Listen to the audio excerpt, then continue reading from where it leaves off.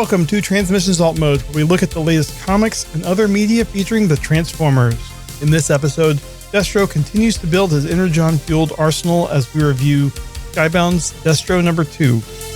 Plus, we've got a ton of Transformers 1 news from San Diego Comicon. Today is Friday, August 2nd, 2024, and this is episode 401 of Transmissions Alt Mode.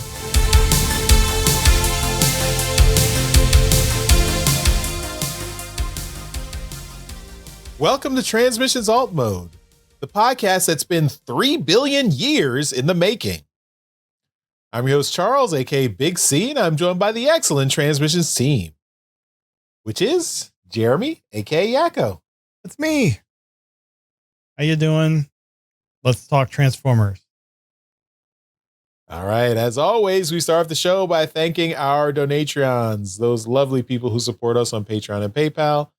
Thank you all so much for continuing to help us out and keep the show going. We really appreciate it.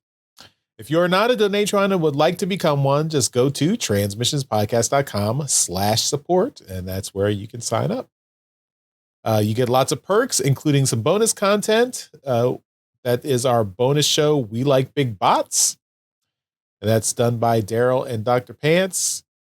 They're not here, but you know who they are. So, you know, they've got a lot of toys. They got a lot of big bots and they show them off. So we've got 13 episodes of that available on our Patreon page.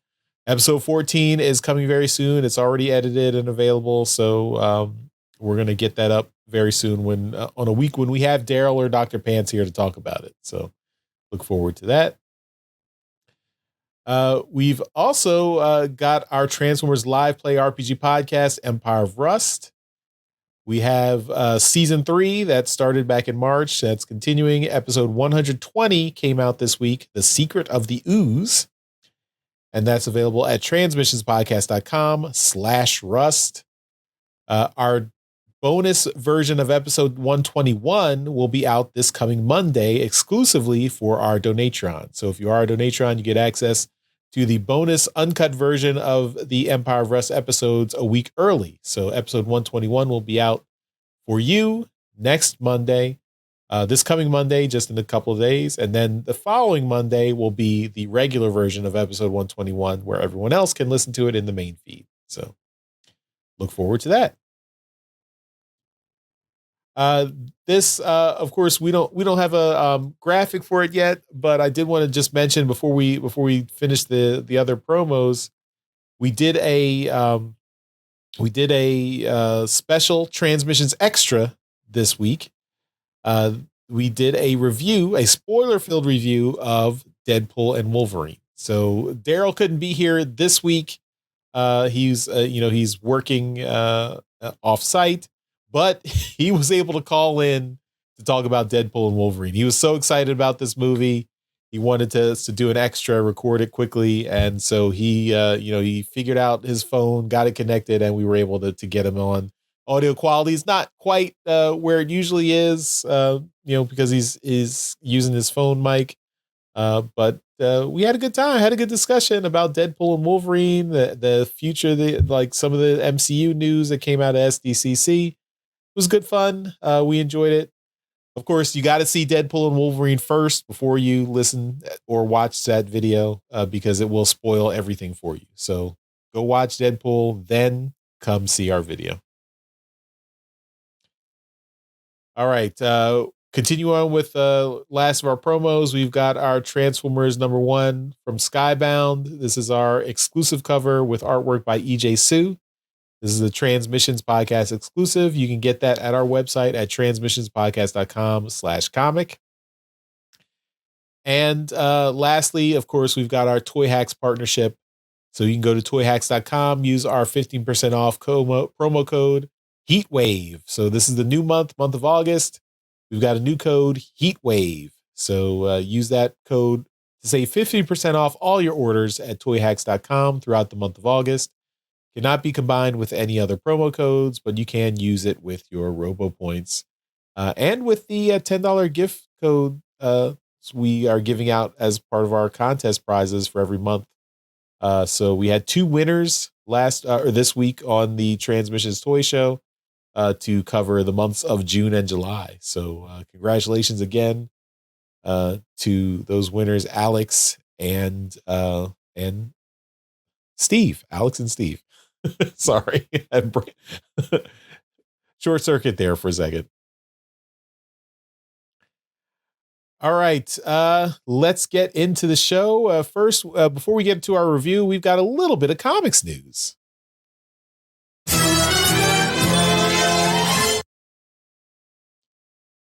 All right, so there was a Skybound panel for talking about the Energon universe. We didn't see like a summary of the panel or get like a lot of information about what was going on, but we did get two little tidbits for Transformers number 13 is going to be the first appearance of Omega Supreme, and Transformers number 15 is going to be the return of Jorge Corona. So I guess we talked last week about the new artist taking over for issue 13 in Transformers, who's been doing all the cover, like the portrait cover art for Transformers in the last year. The name is escaping me now. Dang it. Yeah. I think it's Jason. I think that's what it is. Hold on. I am pulling up last week's show notes.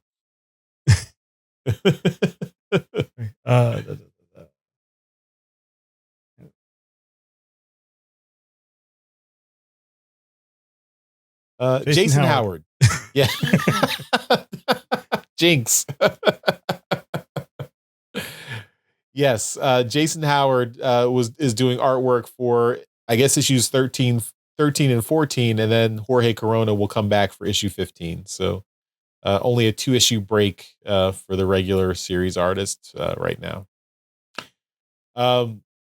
Also, Void Rivals 14.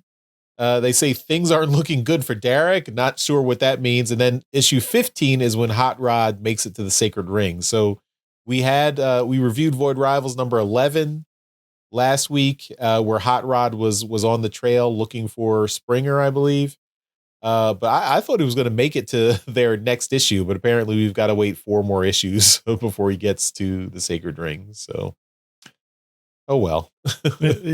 Apparently, I mean, Daryl mentioned this when we started. Kirkman does like to draw things out. Yeah. So this is another example of that. This is my my first Kirkman experience. So yeah, I'm learning what many of you did with Walking Dead years ago. Yep. All right, now big news out of San Diego Comicon for Transformers and for Daniel Warren Johnson. He won 2 Eisner Awards. So won the Eisner Award for Best Continuing Series. That was Transformers. And that was up against a bunch of DC comics. It was up against Birds of Prey, Nightwing, Shazam, and Wonder Woman.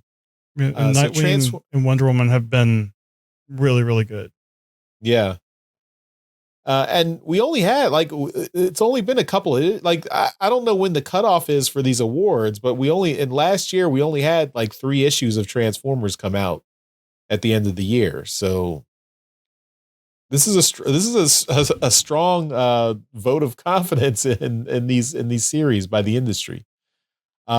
We also have personally for Daniel Warren Johnson, Best Writer and Artist. He won for Transformers again. So he was up against Emily Carroll for A Guest in the House, Bill Griffith for 3 Rocks, Moku Mokuren for The Summer Hikaru Died, Zoe Thorogood in Hack Slash, Back to School, and Tilly Walden, Clementine Book 2. So stiff competition there, but Daniel Warren Johnson pulls it out again for Best Writer and Artist. I think this is the first time Transformers has won an Eisner. I believe so. Yes. Yeah. I mean, so very impressive. Yeah. Very cool.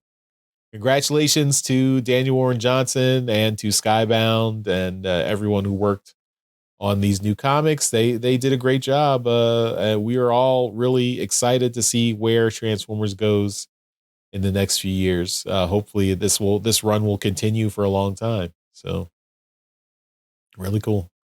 Congratulations again. Yeah. All right, now let's get into our comic review for this week.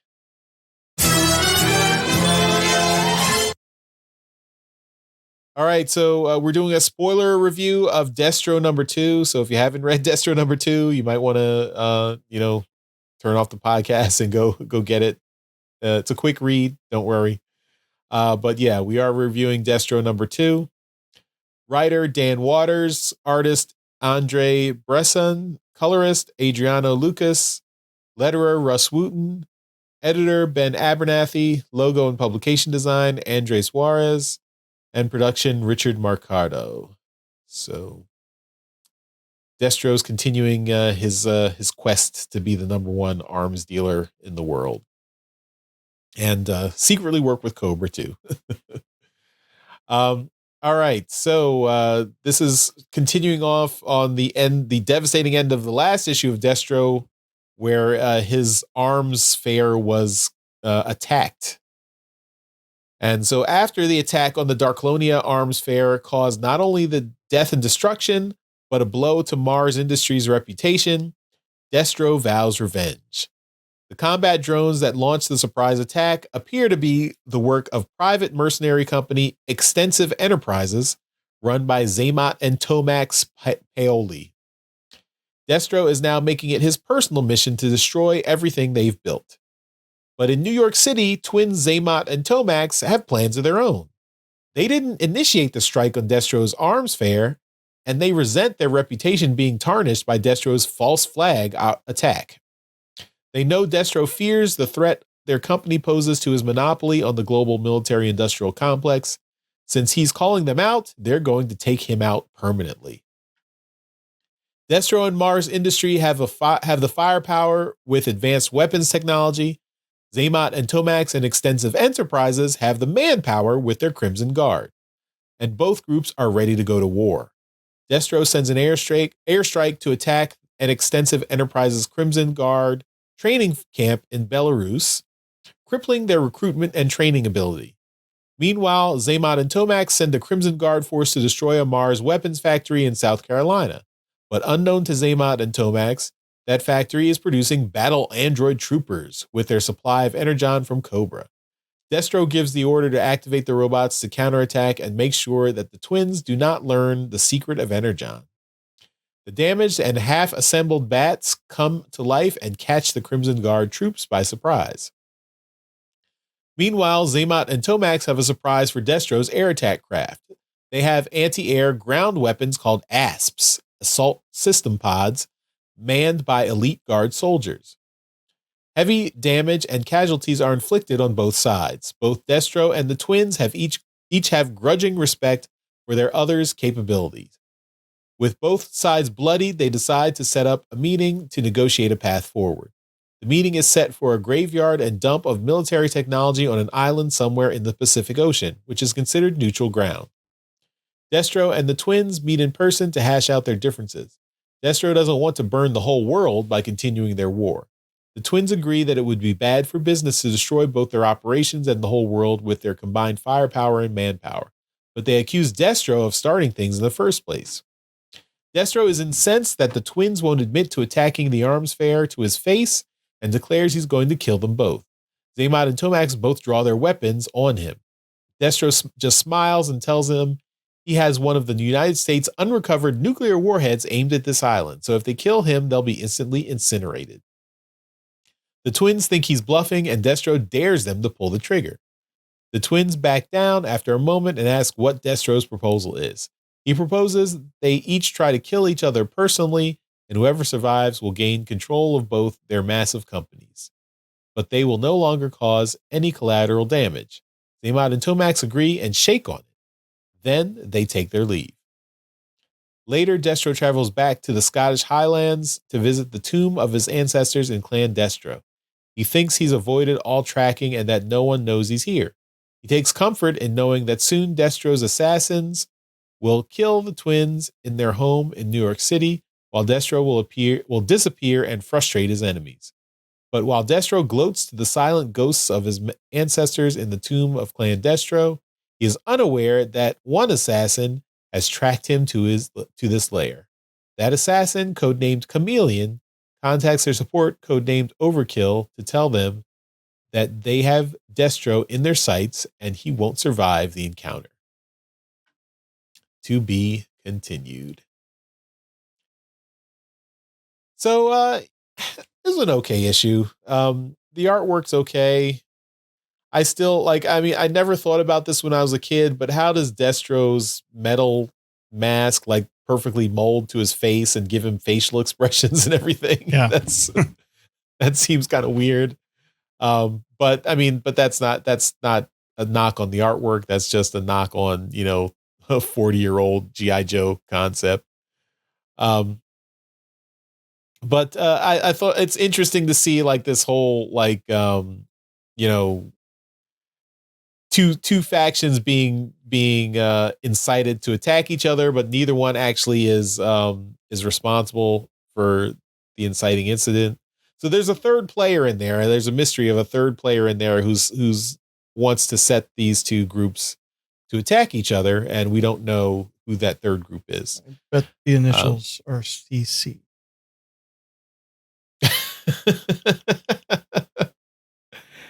That's a good guess. I think that's probably pretty reasonable. Probably or it could reasonable. Be that other G.I. Joe faction that we saw at the end of Duke. Oh yeah, maybe that. But do they even know about Cobra or Destro at this point? I don't know. I think they knew about Destro. I think we saw. Oh yeah, they had some files. Yeah. That's true. Yeah.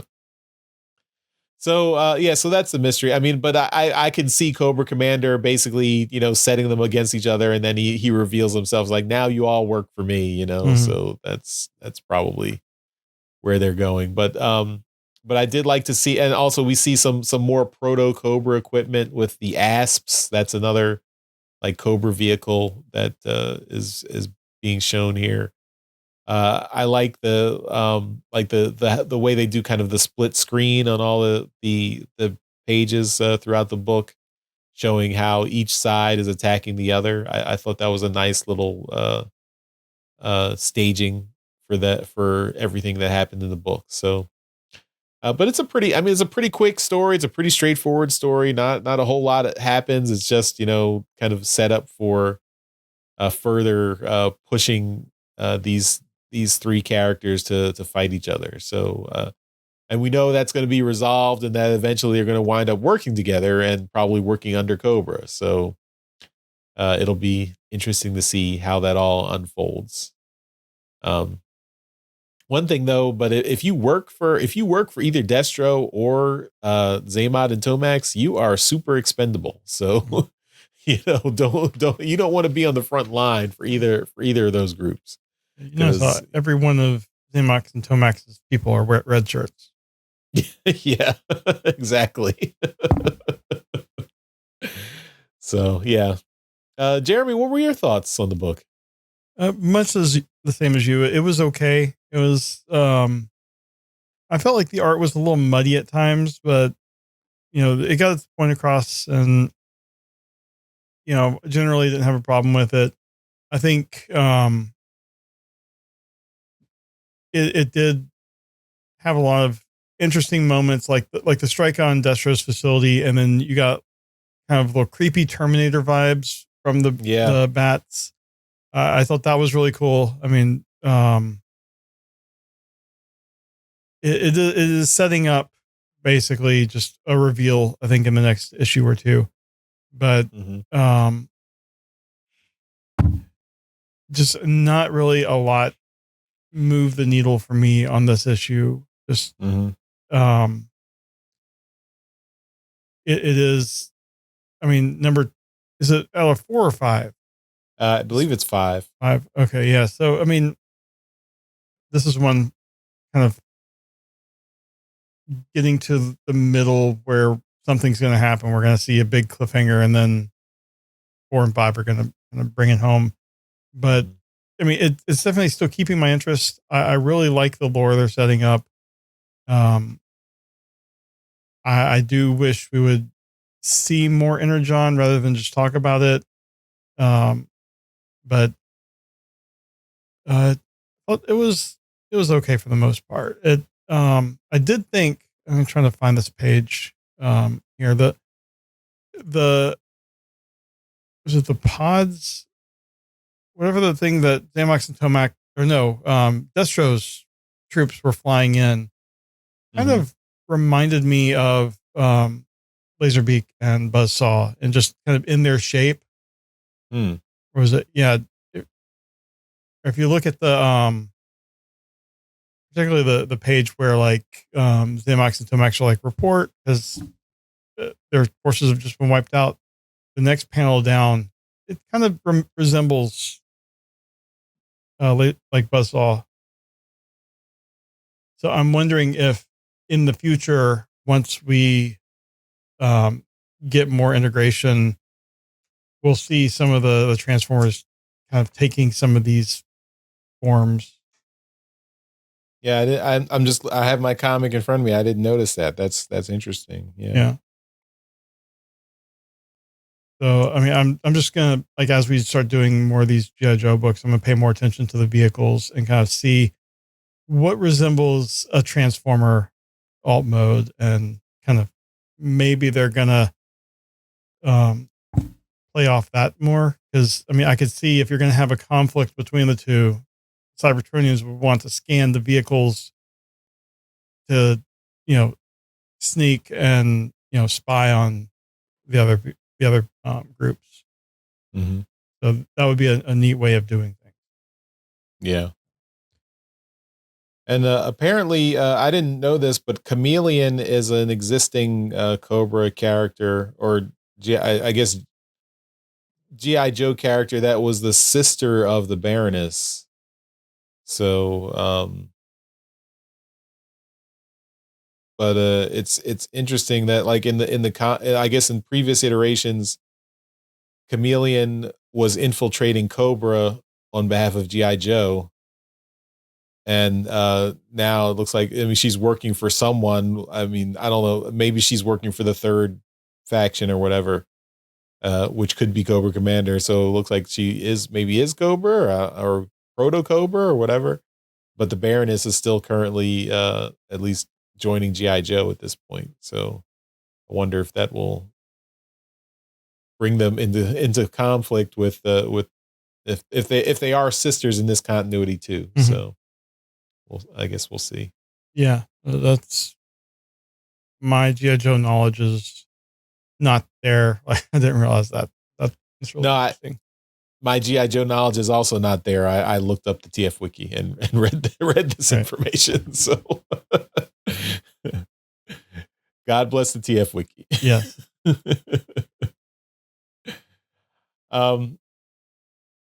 Yeah, I mean, one thing that I was a little bit disappointed was we didn't get any follow up with Astoria, the girl who loved Power Glide. Like, what was the point of her inclusion in the first issue?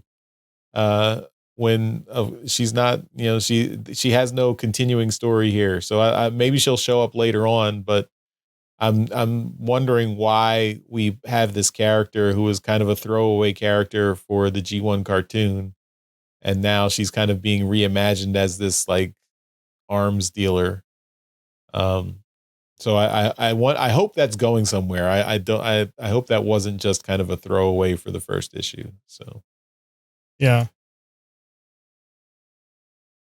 But all right, well, that's our review of Destro #2. Daryl, you weren't here for this. You missed out. I'm sure you're happy about that, but we'll get you next time. But we've got to move on because SDCC was last week and there's a ton of media news. So let's get into all that media news.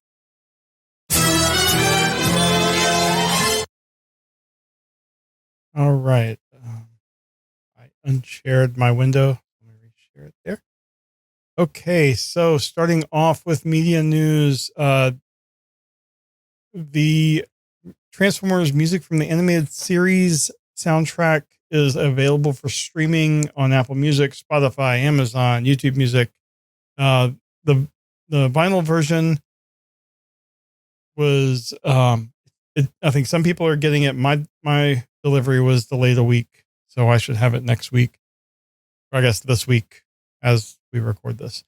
But this is a re-release of the soundtrack that they released in 2018, but with that new Transformers sound theme song that they recently released as a single. It's basically a new version of the G1 theme song. So that is available if you want to stream it. There are 42 tracks, and just if you want to have some background music, you could not, it's a great choice for that animated series music. Next up, we have a Matrix prop from Transformers 1. This was at San Diego Comicon and in the Hasbro booth. Very shiny, very gold and blue. Matrix. I think it looks amazing.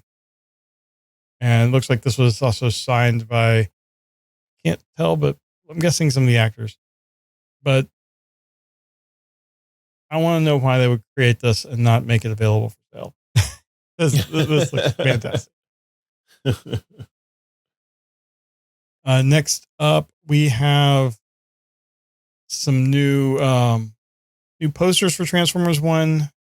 And let me that. So this has Orion Pax and D26. Is that D12? Or sorry, D12 or D16? D16. D16. Sorry. Okay. D12 is Eminem's rap group. Right. Okay. Well, anyways, it has them, and then it has kind of the group shot here. It shows Orion Pax with the Matrix. I guess Optimus Prime at that point. So we mentioned in the toy show how that leader class toy does have a Matrix in its chest. Here we see a Matrix. We just saw a Matrix prop. I think they're all connected. And then I like those. I like those two posters with Optimus and Mega, like the Optimus silhouette and the Megatron silhouette in the shadows there. Oh, I didn't even notice that. Yeah, that's really cool. Yeah. It reminds me of the Phantom Menace poster with young Anakin, and his shadow is Darth Vader. Yeah. Yeah. So next up we have, there was a new trailer. It came out. I'm not going to really show the trailer because we don't want to have copyright issues, which tends to happen. But this new trailer gave away a lot. And it was about almost 3 minutes long. And there apparently was an international one that had different scenes in it. So I would say if you want to keep yourself away from spoilers, maybe avoid this. But I mean, if you do want to get a sense of the movie and watch it, it does give away a lot. But I just noticed now on the door or up here in the left here, that's the Matrix. Oh. So maybe we will look at it a little more closely in the future. But to go along with that, they did an early fan screening. Many people got to go see the movie already. Not us, but we're not jealous or bitter or anything. But many people got to go. We don't live in LA, so I mean that's one. Well, we'd have to go to. We have to get to LA. So the TFA Nation folks in the UK got to see it. Oh yeah, that's true. The Sidefest people are going to get to see it soon. We'll have to wait, but it's fine. From all accounts, everyone loved it. Like Ben Yee got to see it and he was glowing about it. I think everyone whose opinion I trust in the fandom really loved it. So I'm very optimistic. That's good. That's good news. So, there was also here a panel at Hall H. I think we mentioned last week that it was going to happen. Don't really didn't really have a lot of notes from here, but there was a quote here. Lorenzo Ventura, Daryl's favorite person, said that it had no human characters, and the SDCC crowd let out huge cheers and applause. So that's sending a message. Yeah. That's awesome. And I mean, I think, this has been my, I don't hate human characters in general, but in a Transformers movie, the Transformers should always be the main characters. They should not be the side characters. They should be the main characters. It should be their story. It should be their like character arc and their character development. Yeah. And I think that's what people are cheering for, because all of the live action movies have been, the humans have the character arc basically in the story arc, and the Transformers are kind of just there. They're set dressing. Yeah, basically. So, and that's pretty annoying. So yeah, I mean, so yes, have the Transformers be the main characters. That's what we want. Yes. All right. And next up, we have another mention from that. Transformers 1 takes place 3 billion years before the live action movie. I'm guessing that this is going to be from Lorenzo, but we have something else coming up. I'll go ahead and move that up to right now. A tweet from Josh Cooley, the director. It said, "Hey, little nerd in my profile picture. What if I told you someday you'll create a new Transformers continuity that begins earlier than anything you've seen on the Transformers lore timeline, with the greatest crew and cast ever assembled?" Can I have an otter pop? No. So he's like talking to his younger self and just saying here, it's a new Transformers continuity. Lorenzo is determined to have everything fit with the Bayverse films. And I think I'm on Josh Cooley's side. Let's start brand new. And it's also bonkers to say it's 3 billion years ago. That's such a huge, crazy time scale. Right. I mean, we already have like 4 million years is already a crazy time scale from the original show.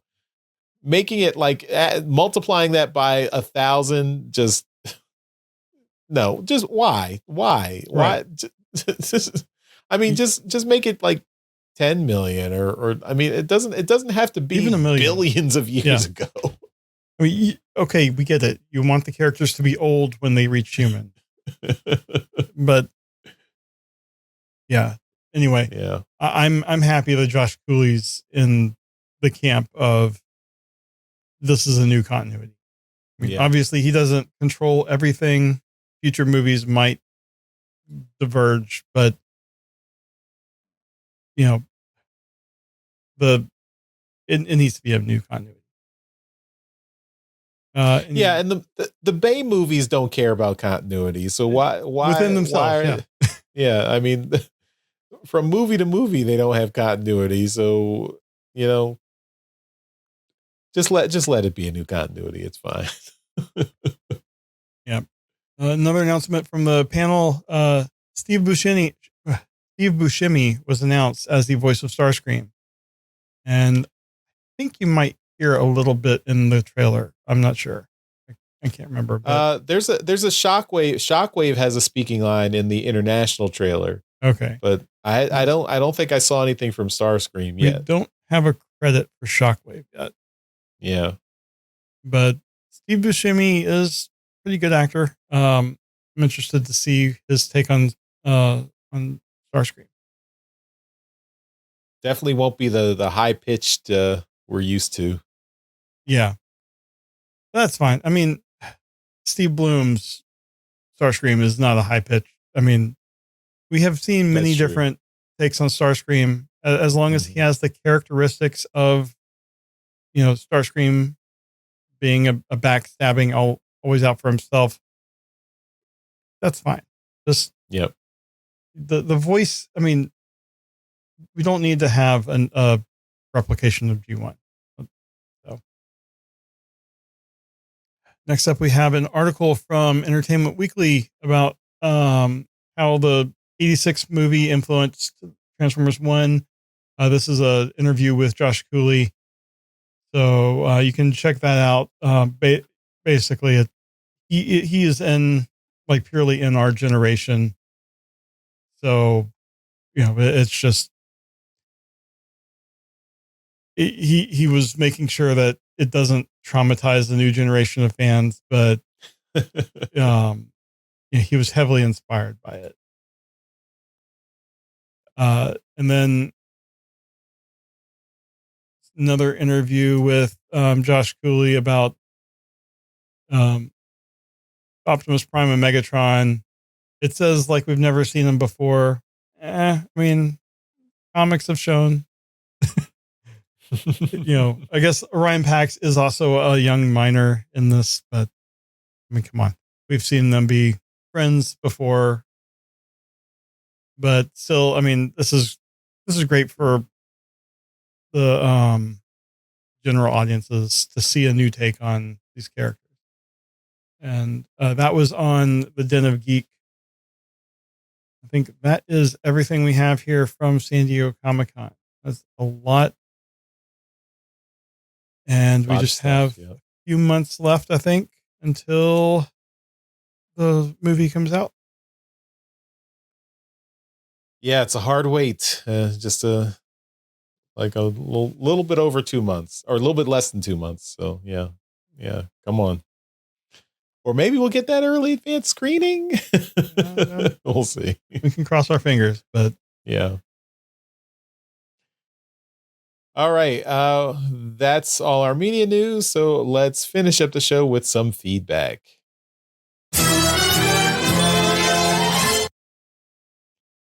All right. We have another voicemail.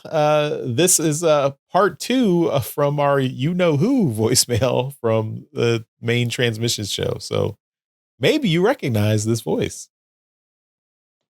Me again. I feel like my later on the last message didn't come through. So I wanted to make sure that was heard. So yeah. But while I have you, why not, talk about some other things. The comic is outstanding. And I know that this is probably not going into media news or alt mode or whatever. But it won 2 Eisners, which is crazy, right? Like, that's ridiculous. The Transformers comic, to my knowledge, has never won an Eisner before, which is we've already said that, Daryl. Amazing. So, I doubt they'll hear this, but congrats to Daniel Warren Johnson and the entire team there. And I mean, we've been reviewing it. The Transformers book specifically, like, I want to make sure that that's noted here. The Transformers book specifically is what won the Eisner, right? Not Void Rivals, not G.I. fucking Joe, and definitely not any of the other stupid fucking books you have me reading. Anyway, the book is fantastic. Everyone who's reading it knows that it's fantastic. And now I will properly sign off. So see you, everybody. Later. I was waiting for that toss to be cut off. All right, Daryl. Well, we did get you in alt mode to talk about that stuff. So you're welcome.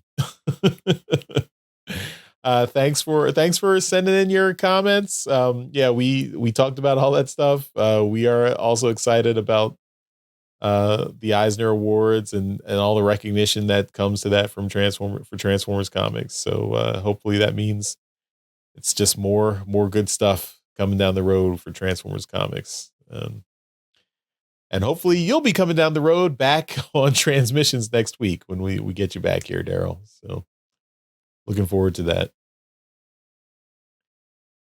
All right, I guess that takes us to the end of this episode of Transmissions Alt Mode. As always, at the end of every episode, we give a shout out to our Masterpiece Donatrons. These are the folks who continue to support the podcast at our highest level on Patreon, which is why they deserve a mention in every episode. So thank you once again to John Forex Levengood, Demon Tech 82, and Steve C. You guys rock. You're awesome. Thank you for your support. We really appreciate it. And it helps us keep the show going. And Jeremy, thank you for riding with me solo for this week on Transmissions and Transmissions Alt Mode. Hopefully we did a good job. We got through SDCC all by ourselves. So it was fun. Yeah. And hopefully we'll have some more friends back next week to talk about other stuff. So, oh yeah, and Side Fest Northwest is next weekend. So everyone check that out if you are able to get to the Pacific Northwest. Side Fest Northwest is this weekend. I should say this weekend. Tomorrow. It's tomorrow. As you're listening to this, it's tomorrow. So yeah, check that out. Sidefestnorthwest.com. CYBFES and CYBFESTNW.com. There you go. All right. I think we need to end the show now. Right. It's late. People don't realize how late we record the show. Yeah. Thanks everyone for watching and listening. We'll see you next time. Bye-bye. Later. Thank you for listening to this episode of Transmissions. If you'd like to join the conversation, travel to our Discord channel at transmissionspodcast.com/Discord. Want some cool Transmission swag? Feast your eyes on our Transmissions gear at transmissionspodcast.com/shop. If you'd like to support our podcast, go to transmissionspodcast.com/support or tell your friends about our show. We'll see you next time.